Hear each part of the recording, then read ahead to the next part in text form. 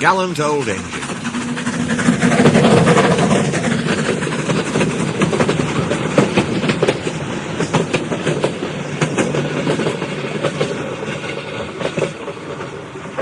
I'm ashamed of you, Duncan, said Skarloey. You should think of your passengers. Passengers are just nuisances. They're always complaining. Skarloey was shocked. That's no way to talk, he said. Passengers are our coal and water. No passengers means no trains. No trains means no railway. Then we'd be on the scrap heap, my engine, and don't you forget it. Thank goodness Renius is coming home. Perhaps he'll teach you sense before it's too late. What has Renius got to do with it? Renius saved our railway, said Skarloey.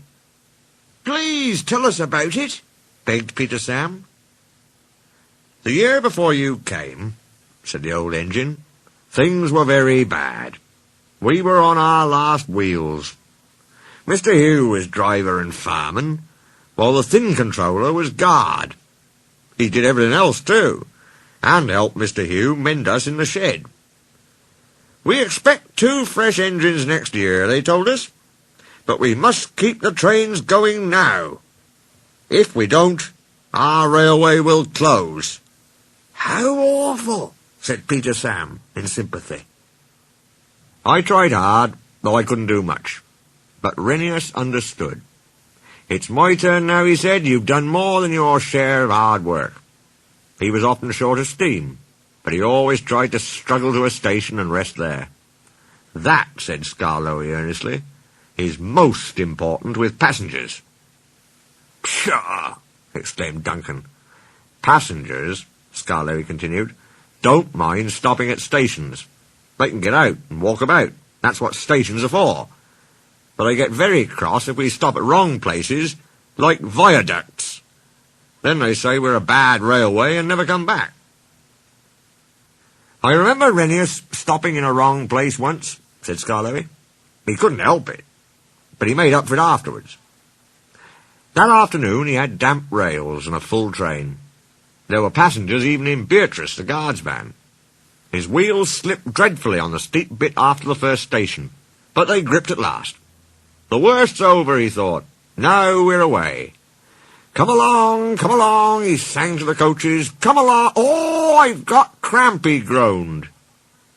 He stopped, unable to move, on the loneliest part of the line. The thin controller and Mr. Hugh examined him carefully. The passengers watched and waited. Renius eyed them anxiously. They looked cross. At last the thin controller stood up. Your valve gear on one side had jammed, he said.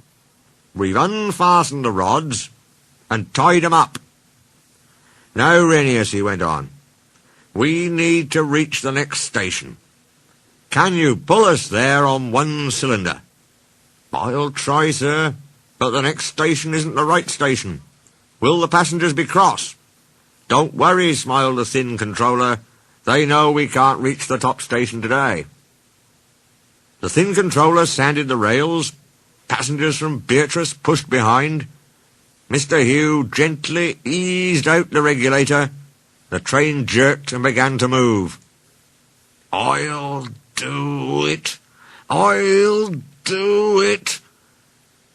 Everyone cheered, but Renius heard nothing. The thin controller's relying on me. If I fail, the railway will close. It mustn't. I'll get there or burst. Everything blurred. He was too tired to move another yard. But he did. And another, and another, and another, till I've got there at last, he sighed with relief. It's proud of you I am indeed, said Mr. Hugh. All Renius remembered about the journey down was having to go on going on. At the big station, the passengers thanked him. We expected a long walk, they said, but you brought us home. We'll come again and bring our friends. You're a gallant little engine, said the thin controller. When you're rested, we'll mend you ready for tomorrow. Was Renias always ready for tomorrow? Always, smiled Skarloey. Whatever happened, Renias always pulled his trains. It was Duncan who broke the silence. Thank you for telling us about Renias, he said. I was wrong. Passengers are important, after all. All the little engines were at the wharf on the day that Renias came home. Some of the Fat Controller's engines were there too. Edward pushed Renias's truck to the siding, and Skarloey pulled him neatly to his own rails. This was the signal for a chorus of whistles from engines large and small. You never heard such a noise in all your life. The owner, Renias, and other important people made speeches. The band played, and everyone was very happy. But Renias was happiest of all in his own place that night, next to his friend Skarloey. Oh, this helps a little engine to feel, he said, that at last he has really come home.